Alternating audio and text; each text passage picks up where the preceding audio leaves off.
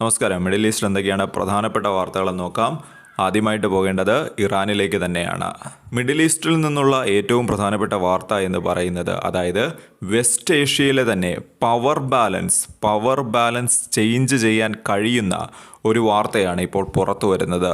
The കെർഡിൽ report ചെയ്യുന്നതനുസരിച്ച് അമേരിക്കയുടെ F-35 stealth ജെറ്റുകളും B-2 stealth ബോംബറുകളും ഇത്തരം വിമാനങ്ങളെ കണ്ടെത്താൻ കഴിയുന്ന റഡാറുകൾ ഇപ്പോൾ ഇറാനിലേക്ക് എത്താൻ പോകുന്നു എന്നാണ് ഈ ഒരു റിപ്പോർട്ടിൽ സൂചിപ്പിക്കുന്നത്. ചൈനയാണ് ഇത്തരം റഡാറുകൾ ഇറാന് നൽകാനായി ഒരുങ്ങുന്നത്.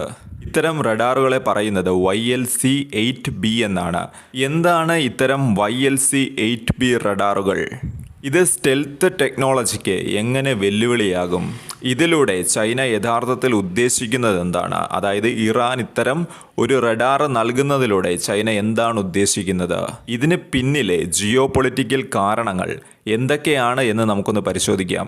റിപ്പോർട്ടുകൾ പ്രകാരം ചൈന ഇറാന് നൽകുന്നതാണ് ഇത്തരം YLC-8B റഡാറുകൾ.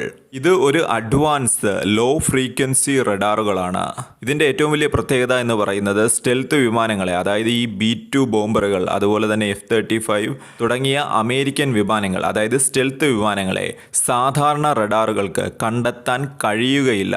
അതായത് ഇത്തരം വിമാനങ്ങൾ സ്വന്തം ടെറിട്ടറിയിലേക്ക് കടന്നു വന്നാൽ പോലും റഡാറുകൾ കൊണ്ട് അതിനെ കണ്ടെത്തുക വളരെയധികം പ്രയാസമുള്ളൊരു കാര്യമാണ്. അതായത് സാധാരണ റഡാറുകൾ കൊണ്ട് കണ്ടെത്താൻ വളരെയധികം പ്രയാസമുള്ളൊരു കാര്യം തന്നെയാണത്.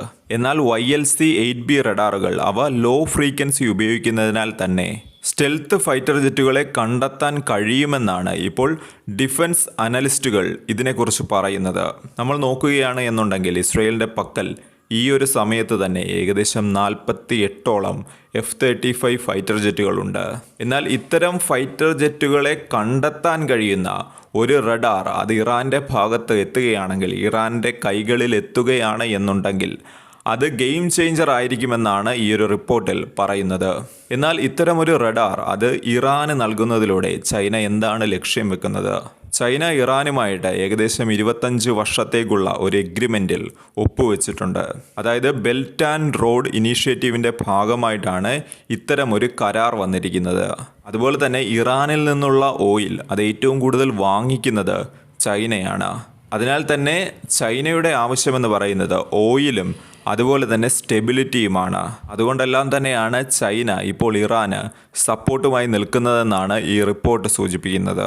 മിഡിൽ ഈസ്റ്റിൽ ഇപ്പോൾ അമേരിക്ക തങ്ങളുടെ സൈനിക ശക്തി വർദ്ധിപ്പിക്കുന്ന ഈ ഒരു സമയത്ത് ഇപ്പോൾ ചൈന ഇറാൻ ഇത്തരമൊരു റഡാർ നൽകുന്നത്, ഇത്തരമൊരു നീക്കത്തിലൂടെ ഈ രാജ്യങ്ങൾ നൽകുന്ന ഒരു മെസ്സേജ് ഉണ്ട്. അതായത് ഇറാൻ തങ്ങൾക്ക് കിട്ടാൻ പോകുന്ന റഡാറുകൾ അത് ആക്ടിവേറ്റ് ആക്കുകയാണ് എന്നുണ്ടെങ്കിൽ ഇനിയുള്ള സമയത്ത് ഇത്തരം സ്റ്റെൽത്ത് ഫൈറ്റർ ജെറ്റുകൾ ഇറാന് വലിയ രീതിയിൽ ഭീഷണി ഉയർത്താൻ സാധ്യതയില്ല എന്നാണ് ഈ ഒരു റിപ്പോർട്ടിൽ പറയുന്നത്. അതിനിടെ മറ്റൊരു വാർത്ത വരുന്നുണ്ട്. ഇപ്പോൾ ഇറാന് മേൽ കൂടുതൽ ഉപരോധങ്ങൾ, അതായത് ഇനി ഉള്ള ഉപരോധം മാത്രമല്ല അതിൽ കൂടുതലായിട്ടുള്ള ഉപരോധങ്ങൾ ഇപ്പോൾ അമേരിക്ക ഏർപ്പെടുത്തിയിരിക്കുകയാണ്.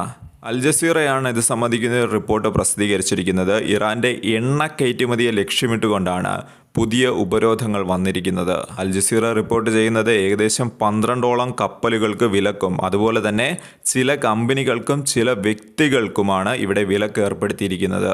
ഇതിന് കാരണമായി അമേരിക്ക പറയുന്നത് ഇറാൻ എണ്ണ വിൽപ്പനയിലൂടെ പണം സമ്പാദിക്കുന്നുണ്ട്. ഇത് ഇറാൻ ബാലസ്റ്റിക് മിസൈൽ പദ്ധതികൾക്ക് വേണ്ടി ഉപയോഗിക്കും. എന്നാൽ ഇറാൻ ഇതിനോട് പ്രതികരിക്കുന്നത് ഞങ്ങളുടെ സ്വന്തം ഓയിൽ, അതായത് എണ്ണയാണ് ഇവിടെ വിൽക്കുന്നത്.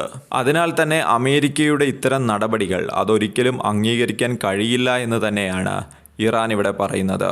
അമേരിക്ക ഇറാൻ 3ാം ഘട്ട ചർച്ചകൾ ഇപ്പോൾ നടക്കാൻ പോവുകയാണ്. അതിനിടയിലാണ് ഇപ്പോൾ അമേരിക്ക പുതിയ ഉപരോധങ്ങൾ കൊണ്ടുവരുന്നത്.